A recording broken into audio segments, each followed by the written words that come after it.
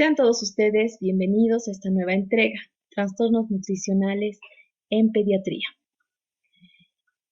En la práctica pediátrica, hablar de trastornos nutricionales involucra una serie de condiciones que generalmente es consecuencia de tres factores: la seguridad alimentaria a nivel doméstico, acceso a servicios sanitarios y de higiene, y prácticas de crianza infantil.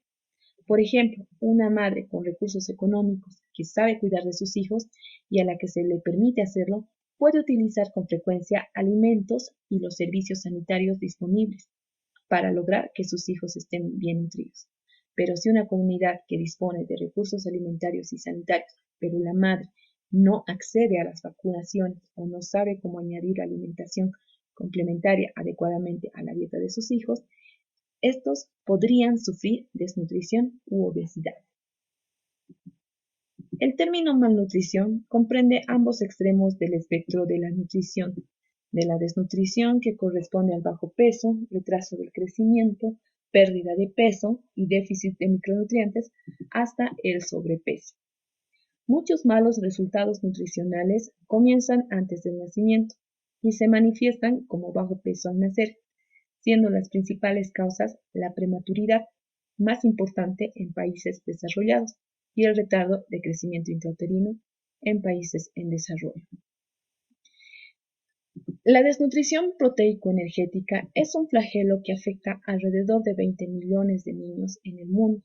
Un buen porcentaje corresponde a la población infantil de países con índices de pobreza altos como Bolivia, en cuya población infantil menor de 5 años encontramos un 21,8% de desnutridos crónicos y un 1,1% de desnutridos agudos, y aproximadamente el 50% de las muertes se ven asociadas a desnutrición.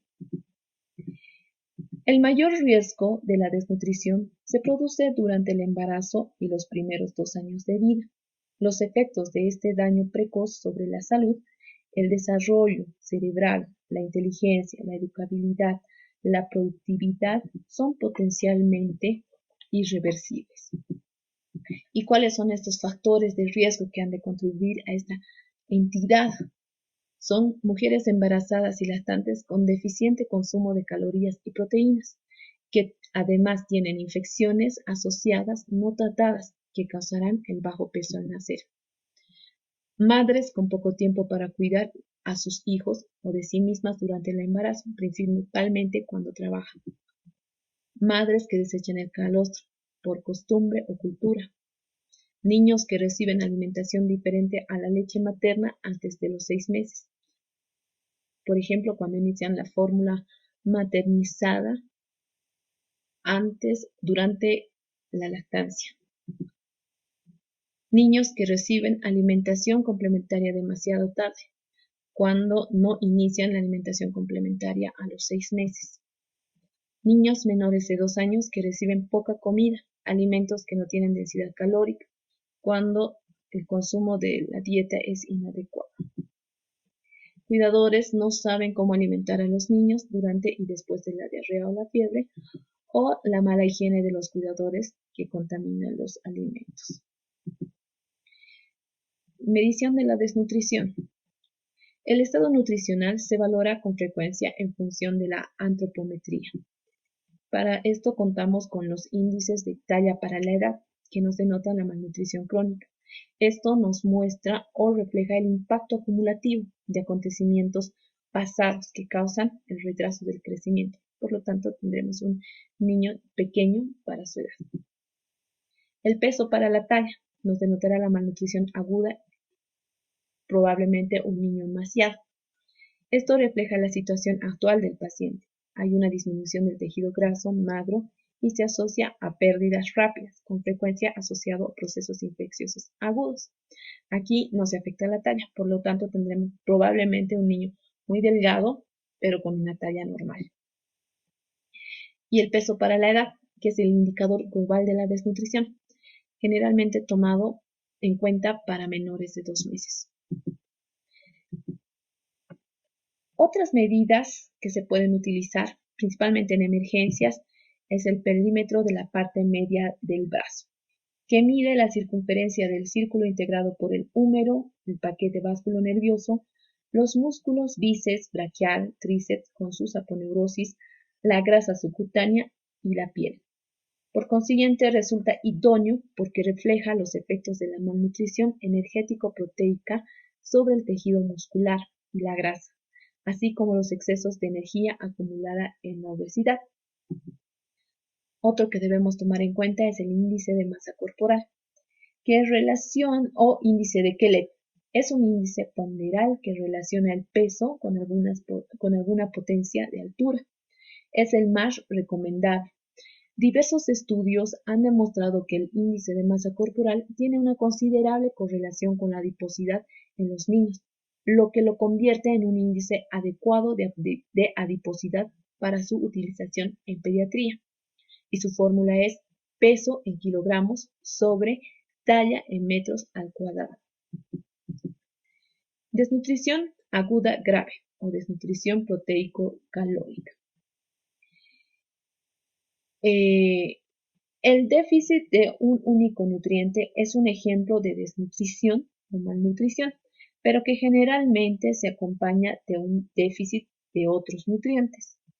La desnutrición proteico-calórica se manifiesta por una ingesta dietética inadecuada de proteínas y energías, que puede deberse por una ingesta menor a la requerida para el crecimiento normal, o las necesidades del crecimiento son superiores a lo normal. Esto siempre se acompaña de déficit de otros nutrientes, como lo dijimos previamente.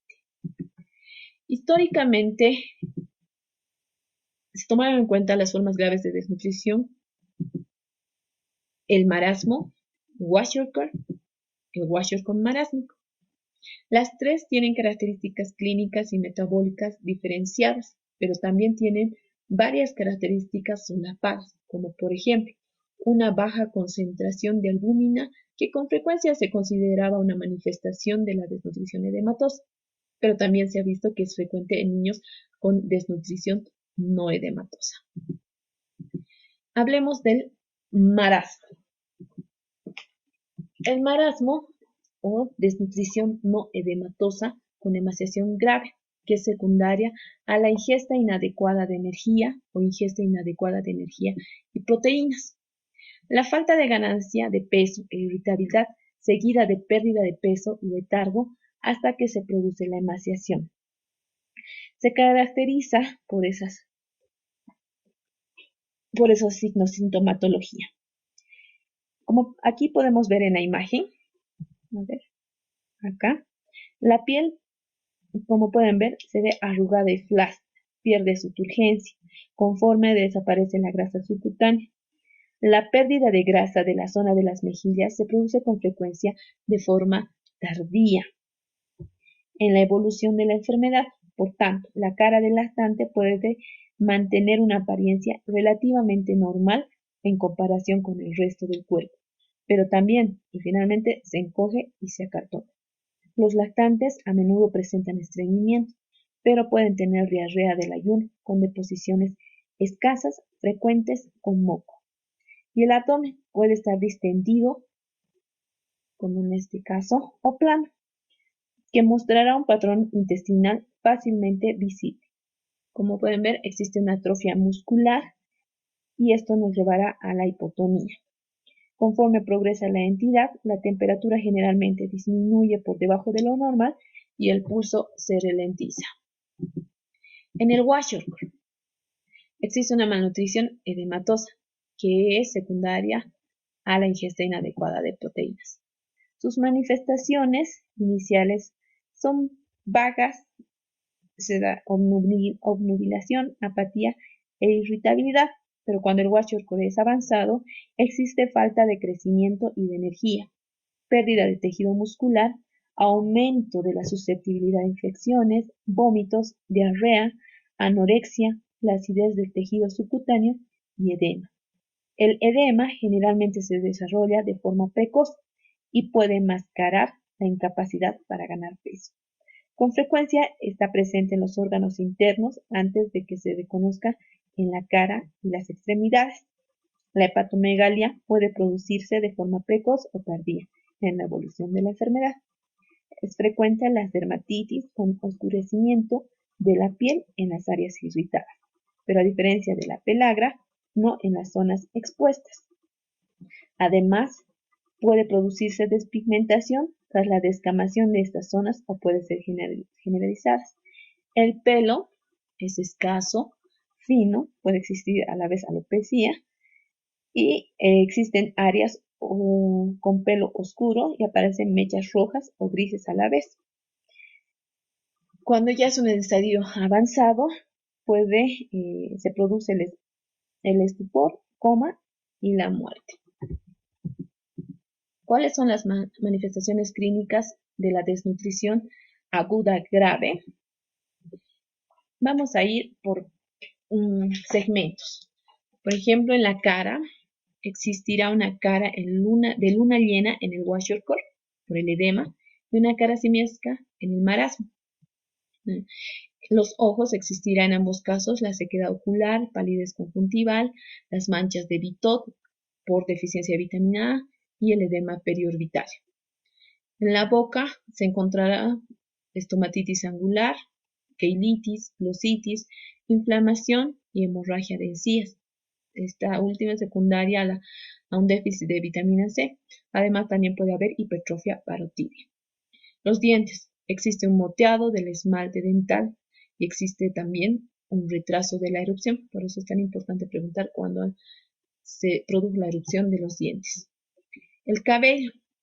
El cabello es de color mate, escaso, quebradizo, hipopigmentado y existe el signo de la bandera, que son las bandas alternantes de color claro y normal. Y las pestañas son largas. Como dijimos previamente, puede existir alopecia o una disminución del cabello, ser fino y escaso. La piel es generalmente flácida y arrugada en el caso del marasmo y en el kwashiorkor brillante y edematosa.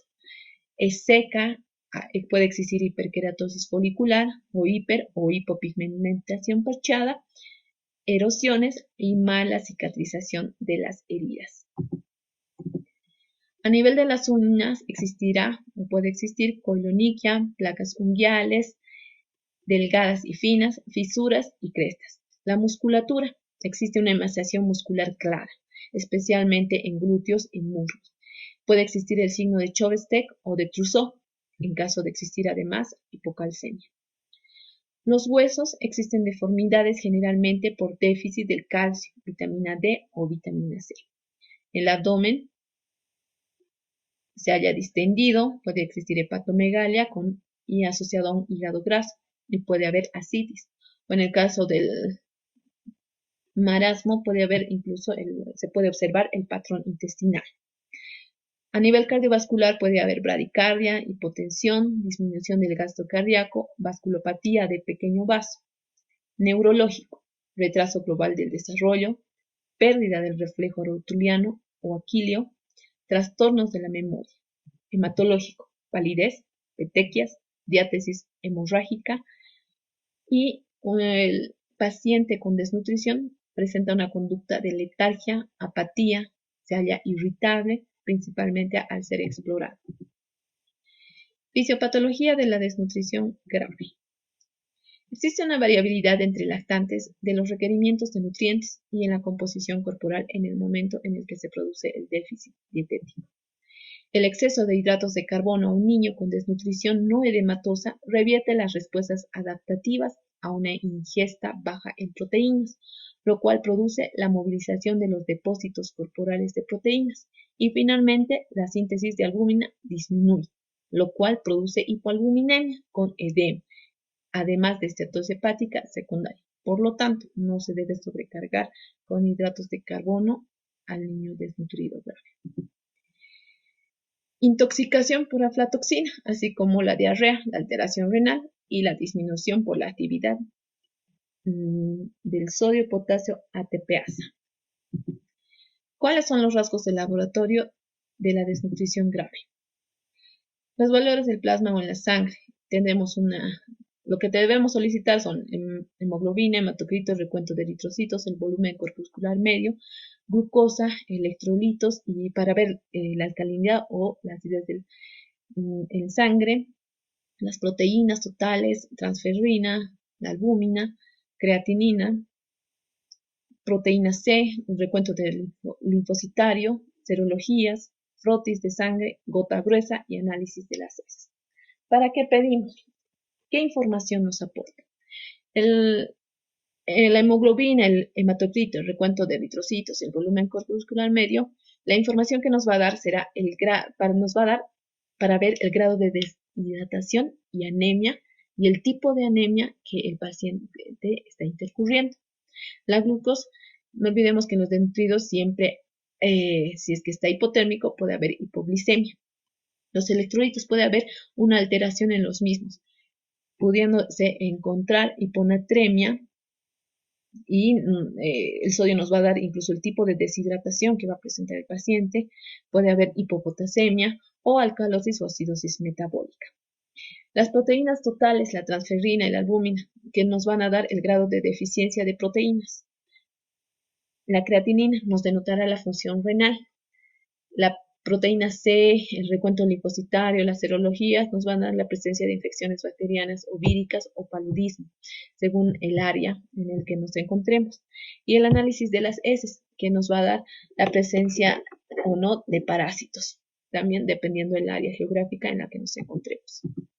El tratamiento de la desnutrición proteico-calórica grave es para hacer el tratamiento debemos tener en cuenta los 10 pasos, recordar los 10 pasos de la desnutrición, que es la hipotermia, la hipoglicemia, la deshidratación, los micronutrientes, las infecciones, los electrolitos, el inicio de la nutrición, nutrición para recuperar tejidos, la estimulación y la prevención de la recaída. Para cada uno tenemos un tratamiento. En el caso de hipotermia, debemos calentar al paciente, mantener y controlar la temperatura corporal. No olvidemos que ellos generalmente se hallan hipotérmicos, por debajo de 35,5 grados centígrados axilar. La hipoglicemia, debemos controlar la glucemia, aportar glucosa oral o endovenosa, y el aporte será, en caso de que se trate de una hipoglicemia grave, incluso hasta de 5 ml por kilogramo de peso. La deshidratación. Se realizará la rehidratación cuidadosa con una solución oral que contenga menos sodio y más potasio que las mezclas convencionales. Y es aquí donde se utiliza generalmente el Resumal. Los micronutrientes. Se debe aportar micronutrientes a todos los nutrientes. No olvidemos que un malnutrido se haya asociado con un déficit de varios micronutrientes, por lo cual debemos aportar cobre, zinc, hierro, folatos y multivitamínicos. Las infecciones, debemos tratar las infecciones, debemos tratar antibióticos y si el caso lo requiere, antipalúdicos, incluso en ausencia de síntomas típicos, tomando en cuenta siempre el área geográfica. Electrolitos, debemos aportar suficiente potasio y magnesio. El inicio de la nutrición. Debemos mantener una baja carga de proteínas y volumen, porque recordemos que podemos tener un efecto deleterio y en vez de ayudar a nuestro paciente. La nutrición para recuperar tejidos será aportar una dieta rica, densa en energía, proteínas y todos los nutrientes esenciales que sea fácil de tragar y de digerir. La estimulación. Evitar los efectos psicosociales permanentes del ayuno mediante la estimulación psicomotora. Y la prevención de la recaída como último paso, donde tenemos que empezar de forma precoz e identificar las causas de la desnutrición proteico-calórica en cada paso e implicar a las familias y las comunidades en la prevención de la misma. Acá tenemos las 3 fases que nos menciona el libro de Nelson. Generalmente en varios libros solo vamos a encontrar 2 fases, que es la estabilización y rehabilitación. En Nelson nos habla también de una fase de seguimiento. La fase de estabilización, que comprende de los días 1 hasta el 7º día. ¿Qué es lo que vamos a tratar en la fase de estabilización? La hipoglicemia, la hipotermia y la deshidratación. Además de los electrolitos, vamos a iniciar terapia antibiótica para las infecciones, así no haya síntomas, los micronutrientes y la alimentación prudente, además de que ya iniciamos la estimulación sensorial. En la fase de rehabilitación, que va desde la segunda semana hasta la sexta semana.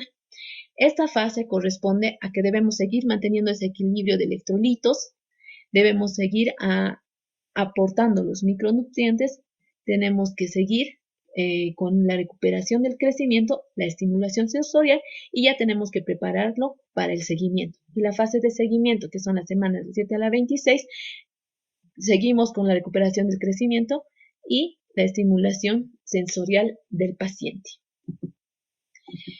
¿Qué debemos recordar de todo esto? Que la hipoglicemia y la hipotermia, temperatura axilar menor a 35 grados centígrados rectal o menor a 35,5 axilar, suelen aparecer juntas y son además signos de infección. Para lo cual, un bolo de 50 ml de solución de glucosa o sacarosa a 10%, una cucharadita no rasada de azúcar en 3,5 cucharadas de agua, que debemos dar por vía oral o sonda nasogástrica a nuestro paciente. Después vamos a iniciar el régimen de la fórmula 75 cada 30 minutos durante 2 horas, que corresponde a un cuarto de la ración para 2 horas de cada vez. También debemos recordar que puede haber hipovolemia en el desnutrido y edema al mismo tiempo, como en el kwashiorkor marásmico, para lo cual debemos rehidratar al paciente, pero para la rehidratación no se debe usar la vía endovenosa, excepto en caso de choque y siempre con precaución, en infusión lenta para no sobrecargar la circulación y el corazón. También tenemos la solución de rehidratación para la malnutrición, que es el Resomal, del inglés Rehydratation Solution for Malnutrition. En la malnutrición grave no suele manifestarse los signos habituales de infección, como dijimos anteriormente.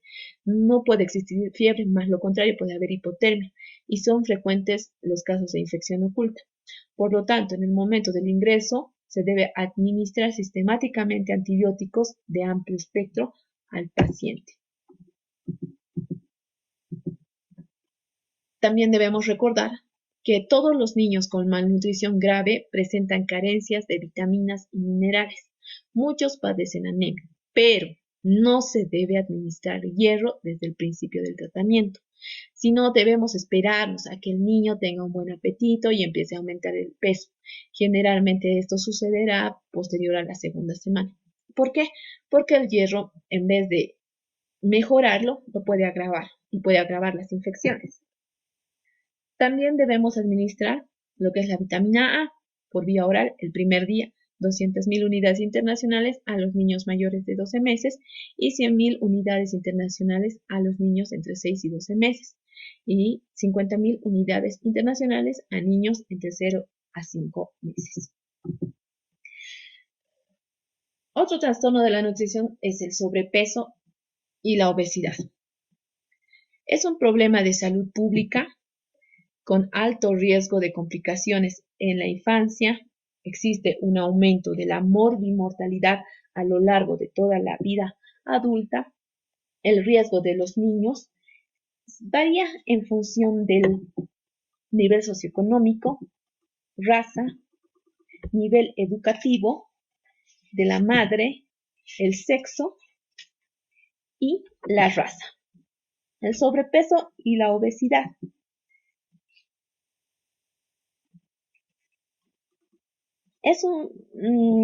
La obesidad es un problema global de salud pública, como dijimos, que respeta únicamente regiones de extrema pobreza con escasez crónica de alimentos como África subsahariana y Haití. En el 2005, más de 1.600 millones de personas mayores o igual a 15 años de edad tenían sobrepeso u obesidad según la OMS. La obesidad de los padres se correlaciona con un mayor riesgo de obesidad de sus hijos.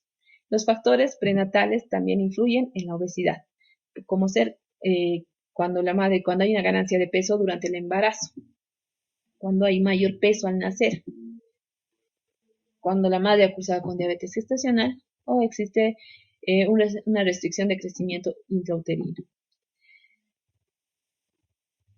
Los profesionales sanitarios definen la obesidad o el aumento de la adiposidad mediante el índice de masa corporal, que es una excelente aproximación de la determinación más directa de la grasa corporal. En adultos, el índice de masa corporal mayor o igual a 30 significa obesidad y el índice de masa corporal entre 20 y 30 a 35 sobrepeso. En niños, la obesidad y el sobrepeso se definen utilizando los percentiles del índice de masa corporal. Niños mayores de 2 años con un percentil mayor o igual a 95%, 95 percentil cumple criterio de obesidad. Entre 85 y 95, el rango de sobrepeso. La etiología. Aunque se trata de un desorden multicausal, la ingesta excesiva de energía y el sedentarismo son los principales desencadenantes de esta entidad. Sin embargo, en su etiología pueden reconocerse factores genéticos, por ejemplo, una mutación del gen FTO, del INSIT2, un déficit de la leptina, trastornos como por ejemplo el Prader-Willi, que es un trastorno genético. Factores sociales, factores culturales y factores psicológicos. La comorbilidad de la obesidad se produce durante la infancia, la adolescencia y persisten durante toda la vida adulta. La comorbilidad más inmediata incluye la diabetes tipo 2, la hipertensión, la hiperlipemia, la estetosis hepática no alcohólica y la resistencia a la insulina, que aumenta cuando se incrementa la adiposidad y afecta de forma independiente al metabolismo lipídico y a la salud cardiovascular.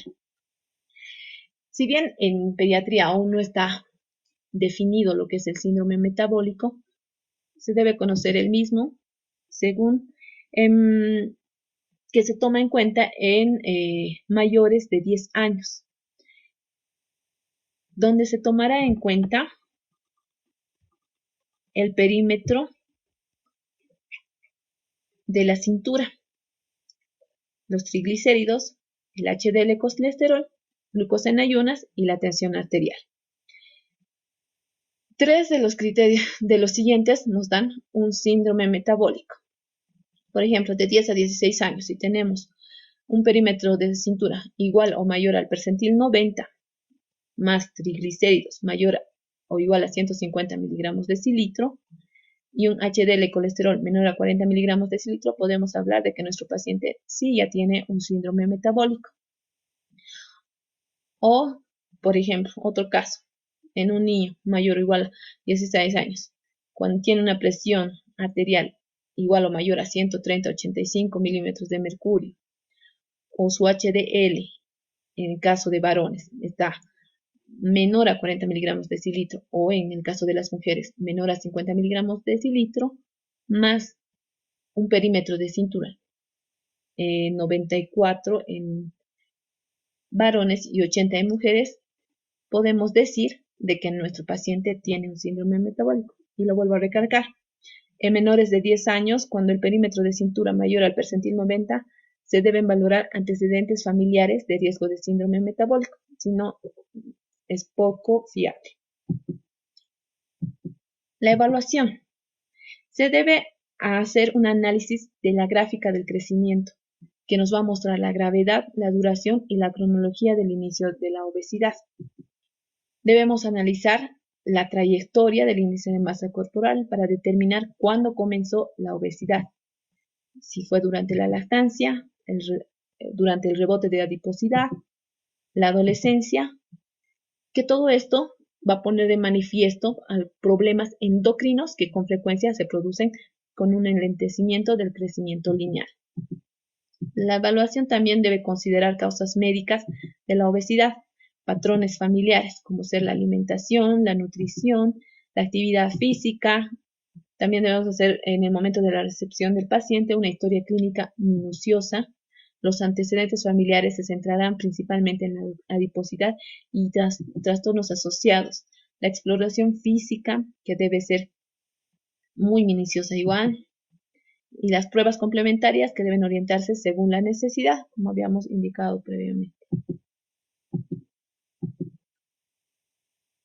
Aquí tenemos un cuadro de las comorbilidades que se van asociando con la obesidad. A nivel cardiovascular, lo que podemos encontrar es dislipemia e hipertensión. Tenemos un HDL menor a 40, un LDL mayor a 130 y un colesterol total de mayor a 200. Y las pruebas complementarias, lo que tendremos que solicitar será un colesterol total en ayunas, HDL, LDL, triglicéridos. No olvidemos que el lipidograma siempre debe ser en ayunas. Y la hipertensión.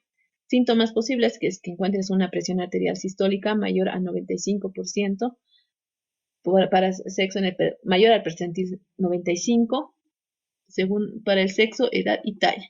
Y debemos realizar las determinaciones seriadas, análisis de orina, electrolitos, NUS y la creatinina. A nivel endocrino, cuando se asocia a un diabetes mellitus tipo 2, debemos buscar acantosis nigricans, poliuria y polidipsia. La acantosis nigricans es el área áspera que se da en las áreas de pliegue con oscurecimiento de la piel, que da la sensación de un empedado grueso. Para esto la prueba complementaria que debemos solicitar son la glucosa basal, que generalmente estará mayor a 110 miligramos decilitro, la hemoglobina glicosilada, niveles de insulina, péptido C, prueba de tolerancia a la glucosa. El síndrome metabólico, donde se encontrará adiposidad central, resistencia a la insulina, la dislipemia, hipertensión e intolerancia a la glucosa. Se solicitarán la glucosa basal y colesterol de baja y alta densidad. El síndrome de ovario poliquístico. Las mujercitas tendrán las menstruaciones irregulares, hirsutismo, acné, resistencia a la insulina e hiperandrogenismo, para lo cual nosotros debemos solicitar una ecografía pélvica, testosterona libre, la hormona luteinizante y la folículo estimulante. Comorbilidad asociada a la obesidad a nivel gastrointestinal. Puede existir cálculos biliares. Los síntomas posibles son el dolor abdominal, vómitos e ictericia, para lo cual solicitaremos una ecografía. En caso de esteatosis hepática no alcohólica, los síntomas a encontrar serán la hepatomegalia, el dolor abdominal, edema de zonas de declives, transaminasas. Puede progresar incluso esta entidad a fibrosis y cirrosis, para lo cual nosotros necesitamos un perfil hepático, además de ecografías, probablemente una tomografía computarizada o una resonancia magnética. A nivel neurológico, puede evidenciarse o asociarse a un pseudotumor cerebral que nos dará cefaleas, trastornos visuales, papiledemas. Y la prueba complementaria que se deben realizar son la presión de apertura del líquido cefalorraquídeo, una tomografía o una resonancia de cerebro. A nivel de traumatología, puede haber enfermedad de Blount o la de tibia vara, donde vamos a observar un arqueamiento grave de las tibias, dolor de rodillas y cojera. Y aquí es donde nosotros debemos solicitar unas radiografías de rodilla. Que esto generalmente se observa, es lo que algunas personas llaman a las personas rosquitas. Ya lo que está existiendo es un arqueamiento grave de las tibias. Esto será secundario al peso. Los problemas musculoesqueléticos. Puede haber lumbalgia, artralgias, esquinces. Frecuentemente cojera, dolor de cadera, dolor en la ingle y, como dijimos previamente, arqueamiento de las piernas, para lo cual también solicitaremos radiografías. Y por último, las epifisiólisis de la cabeza femoral, que es dolor de cadera, dolor de la rodilla, la cojera y disminución de la movilidad de la cadera, para lo cual se solicitarán igual radiografías de las caderas. A nivel psicológico, existen complicaciones conductuales que se van a manifestar en ansiedad, depresión, baja autoestima, trastornos de alimentación, signos de depresión, empeoramiento del rendimiento escolar, aislamiento social, problemas de acoso. Las pruebas que se deben realizar son valoraciones subjetivas del estrés y de la depresión. A nivel pulmonar, el asma, que se manifiesta con disneas, sibilancias, tos, intolerancia al ejercicio, para lo cual nosotros solicitaremos pruebas de función pulmonar, flujo máximo, U otro problema que nos puede ocasionar es el apnea obstructiva del sueño, cuyos síntomas serán los ronquidos, apnea, sueño inquieto, problemas conductuales, por lo que es necesario solicitar una polisomnografía para ver si hay hipoxia, electrolitos. ¿Cómo vamos a intervenir? La intervención satisfactoria de la obesidad es un desafío y sus resultados son mejores si se emplean abordajes multimodales para lograr un cambio sustancial en el estilo de vida. Normalmente funciona un consejo nutricional, donde se debe dar una dieta donde haya una baja ingesta de calorías. El ejercicio adecuado para la edad y para el peso del paciente. No todos los ejercicios son adecuados para todos los pesos. Y los abordajes cognitivos conductuales o también las estrategias psicológicas, como ser la dieta del semáforo. ¿Cuál es la dieta del semáforo? Esta se centra en calidad, tipo de alimento y cantidad. La característica, por ejemplo, hay 3 alineamientos: alimentos en verde, alimentos en amarillo y alimentos en rojo. La calidad de los alimentos en verde es la mejor, baja en calorías, ricas en fibra, bajos en grasa y densos en nutrientes. ¿Qué tipos de alimentos tenemos en los alimentos en verde? Que son las frutas y las verduras. La cantidad es ilimitada, puede el niño comer lo que quiera. En los alimentos en amarillo, su calidad es que son densos en nutrientes, pero también son ricos en calorías y grasas. Este tipo de alimentos, ¿cuáles son? Las carnes magras, los lácteos, cereales y los almidones. La cantidad que debe consumir el paciente tiene que ser limitada. Los alimentos rojos, la calidad son ricos en calorías, azúcares y grasas. ¿Qué tipo de alimentos son estos? Carnes, grasas y alimentos fritos. La cantidad infrecuente o mejor para el paciente, evitados. Como mencionamos previamente, también existe un déficit de micronutrientes, por lo tanto, vamos acá a hablar de las deficiencias y excesos de las vitaminas.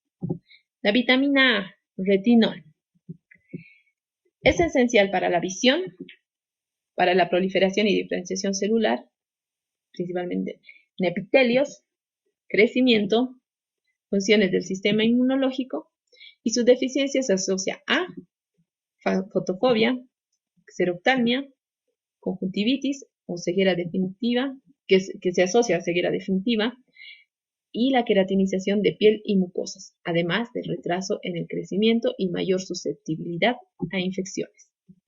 Su exceso nos dará anorexia, crecimiento lento, sequedad y agrietamiento de la piel, además de plato-esplenomegalia, edema, dolor en huesos largos, fragilidad ósea, alopecia, hipertensión intracraneana, carotenemia, y en embarazadas puede ocasionar malformaciones fetales.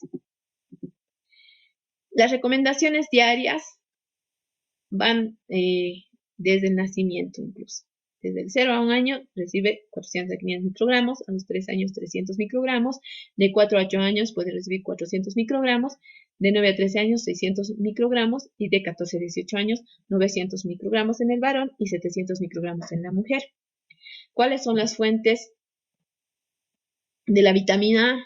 Aceite de hígado, de pescado, yema de huevo, leche, frutas, verduras amarillas, principalmente las zanahorias. La vitamina B1 o tiamina es una coenzima esencial para el metabolismo de los carbohidratos, síntesis de ácidos nucleicos y neurotransmisores.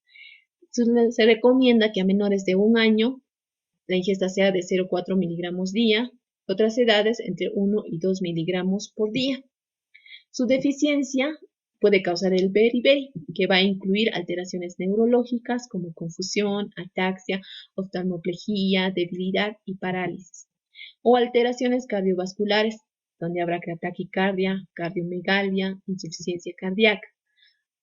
También puede haber anorexia, edema e emaciación. El síndrome de anemia megaloblástica dependiente de tiamina es otra de sus características que generalmente se han visto en países orientales. No se almacena, por tanto las cantidades excesivas se eliminan. ¿Dónde se encuentra la vitamina B1 o tiamina?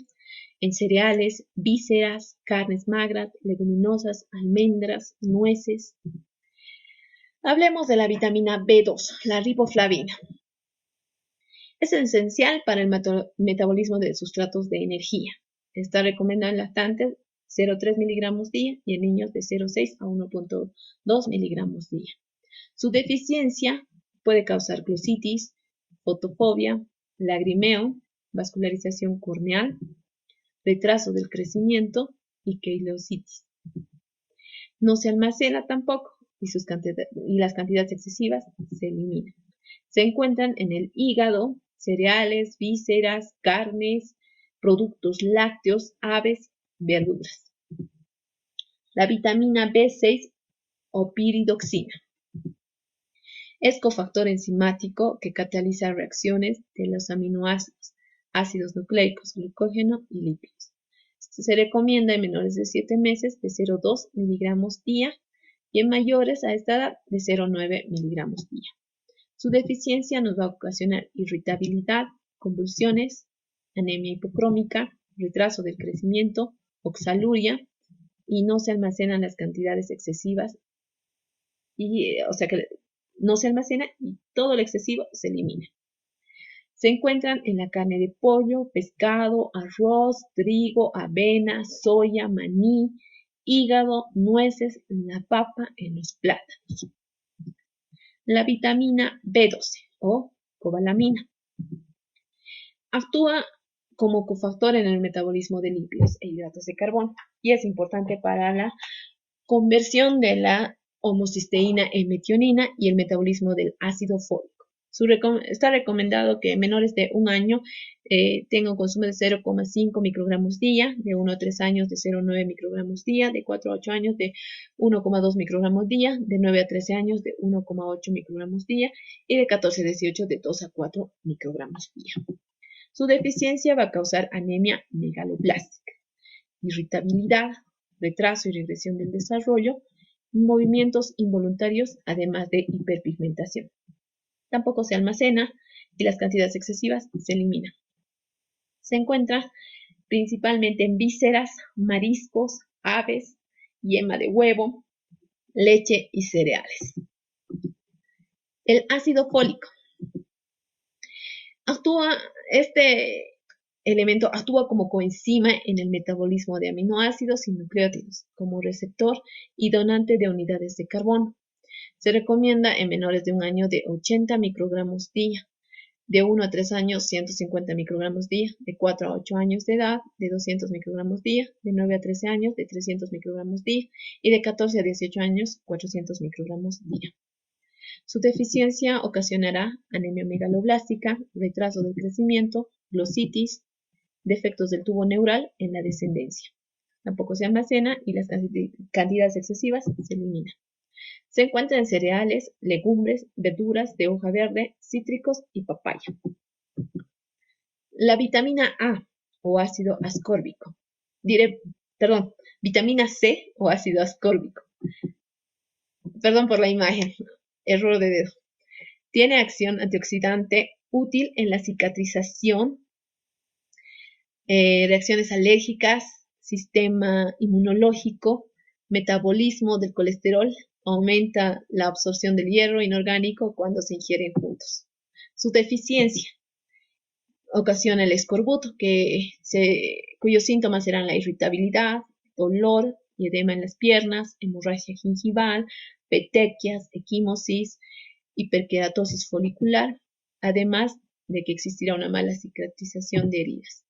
Las dosis superiores a 2 gramos puede originar dolor abdominal o diarrea osmótica. Se encuentra principalmente en cítricos, zumos, frutas, pimientos rojos, melón, tomates, coliflor y verduras de hoja verde. La vitamina D. La absorción intestinal del calcio y fósforo para permitir una buena mineralización, crecimiento y formación de huesos y dientes. Se asocia a la regulación de la presión arterial. Recomendación es de que haya un consumo de 10 microgramos por día. Su deficiencia puede ocasionar raquitismo en los niños en crecimiento o la osteomalacia. La hipocalcemia a la vez puede causar la falta de vitamina D, hipocalcemia, y esto tetania y convulsiones. Su exceso puede ocasionar hipercalcemia y esto dará origen a la emesis, anorexia, pancreatitis, hipertensión, arritmias, efectos sobre el sistema nervioso central, poliuria, litiasis renal e insuficiencia renal. Se encuentran alimentos de origen animal como pescados, huevo, hígado y la mantequilla. La vitamina E o alfa-tocoferol tiene función antioxidante que confiere la protección de las membranas celulares de la peroxidación lipídica y la formación de radicales libres. Su recomendación diaria es en lactantes de 12 microgramos día, en niños de 3 a 7 microgramos día y adolescentes de 8 a 10 microgramos día. Su deficiencia ocasionará hemólisis en hematíes de lactantes prematuros, disfunción cerebelosa y de la columna posterior, retinopatía pigmentaria, y su exceso se desconoce en realidad. Se encuentran en aceites vegetales, semillas, nueces, verduras de hoja verde, margarinas. La vitamina K. Las proteínas dependientes de la vitamina K incluyen los factores de la coagulación, como ser el 2, el 7, el 9 y el 10. Las proteínas C, S y Z, la proteína GLA de la matriz y la osteocalcina. Su recomendación es administrar de forma rutinaria 1 miligramo intramuscular en el recién nacido término y de 0,5 miligramos intramuscular en los recién nacidos prematuros. Su deficiencia ocasionará hemorragias en recién nacido, enfermedad hemorrágica grave. El exceso puede producir anemia hemolítica, ictericia, kerníterus y muerte. Se encuentran en verduras de hoja verde, hígado y aceites vegetales. Bueno, con eso terminamos. Espero que les haya gustado. Muchas gracias. Hasta una